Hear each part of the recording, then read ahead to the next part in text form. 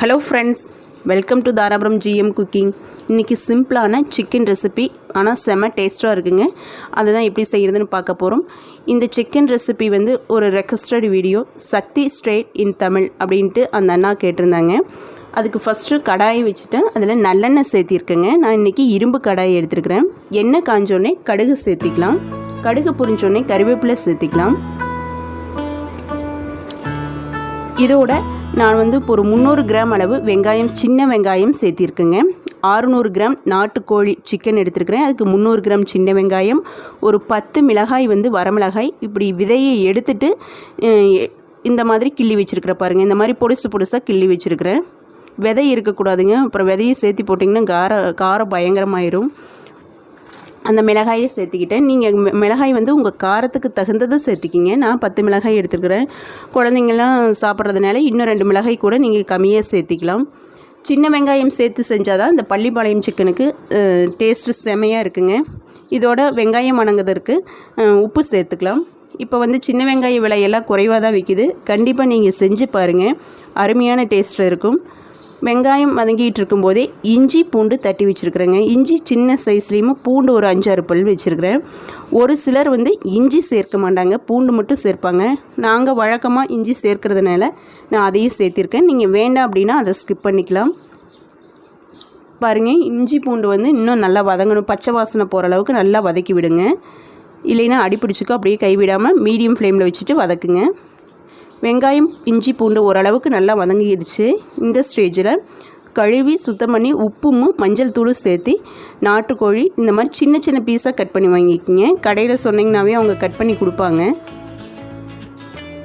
இந்த மாதிரி சின்ன குட்டி பீஸாக இருந்ததுன்னா வேகிறதுக்கு ஈஸியாக இருக்கும். ஏன்னா நம்ம ரொம்ப தண்ணி சேர்க்க போகிறது கிடையாது.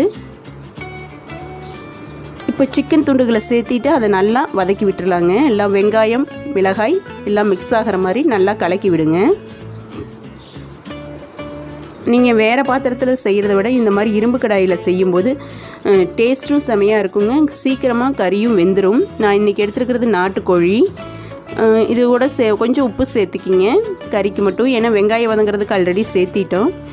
நாட்டுக்கோழி தாங்க உடம்புக்கு நல்லது. அதனால் முடிஞ்ச அளவுக்கு பிராய்லரை தவிர்த்துட்டு நம்ம நாட்டுக்கோழி பயன்படுத்த முயற்சிக்கலாம்.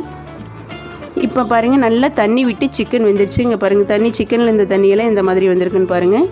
இந்த மாதிரி நல்லா வதக்கி விடணுங்க. கொஞ்சம் நேரம் தண்ணியெல்லாம் எதுவுமே சேர்க்காமல் சும்மாவே வதக்கி விடணும் உப்பு சேர்த்து. கண்டிப்பாக இதை நீங்கள் செஞ்சு பாருங்கள். இப்போ நம்ம தேவையான அளவு தண்ணி சேர்த்திக்கலாங்க. ரொம்ப அதிகமாக சேர்க்கக்கூடாதுங்க. ஏன்னா நம்ம ட்ரை ஃப்ரை தான் பண்ணுறது. ரொம்ப அதிகமாக சேர்த்திட்டிங்கன்னா அது நல்லா இருக்காது. தண்ணி கொஞ்சமாக மட்டும் சேர்த்திட்டு ஒரு 1/4 மணி நேரம் கழித்து நம்ம பார்க்கலாம். இப்போ 1/4 மணி நேரம் ஆயிடுச்சு பாருங்கள். அந்த தண்ணியெல்லாம் நல்லா ட்ரை ஆயிடுச்சு. கறி வெந்துருச்சான்னு பார்த்துக்கலாங்க. இன்னும் கறி நான் வேகலை. நான் இடையில எடுத்து பார்த்தேன், கறி வேகலை. இப்போது தேங்காய் ஒரு மூடி மட்டும், ஒரு மூடினா சின்ன தேங்காயில் ஒரு மூடி உங்களுக்கு தெரியலைங்களா, பெரிய ஒரு 4 பீஸ் அந்த மாதிரி சின்னதாக இந்த மாதிரி பொடுசாக கட் பண்ணி சேர்த்திக்கணுங்க. பள்ளிப்பாளையம் சிக்கனுக்கு மெயின் இந்த தேங்காய் சேர்க்கிறது தான். மறுபடியும் க்ளோஸ் பண்ணி வச்சிடலாங்க. ஏன்னா இன்னும் கொஞ்சம் நேரம் சிக்கன் வேகணும். நாட்டுக்கோழி அப்படிங்கிறதுனால கொஞ்சம் டைம் எடுத்துக்கும். நீங்கள் ப்ராய்லராக இருந்தால் நேரம் குயிக்காக வெந்துடும். நாட்டுக்கோழிக்கு கொஞ்சம் நேரம் எடுக்கும். மீடியம் ஃப்ளேமில் வச்சு இடையில கிளறி விடுங்க.